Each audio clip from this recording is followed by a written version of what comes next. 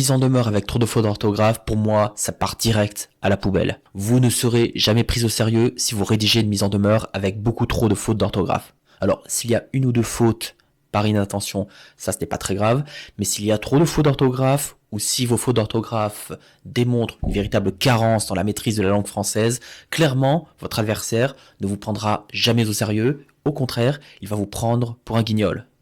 Si vous n'êtes pas rigoureux dans la maîtrise de votre langue, forcément, cela veut dire que vous n'êtes pas rigoureux concernant la compréhension du droit. Si vous n'avez pas pris la peine de vérifier l'existence de fautes d'orthographe et si vous n'avez pas pris la peine de les corriger, comment vous allez faire croire à votre adversaire que vous avez bien vérifié l'application des textes et que ces textes vous donnent raison?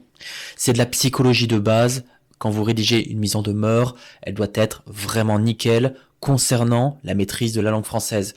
Un petit conseil, quand vous rédigez une mise en demeure, relisez-vous bien et essayez de prendre le temps de corriger la moindre faute d'orthographe. Et si le français c'était pas trop votre fort, n'hésitez pas à faire relire votre mise en demeure, voire même n'hésitez pas à la faire rédiger par un avocat.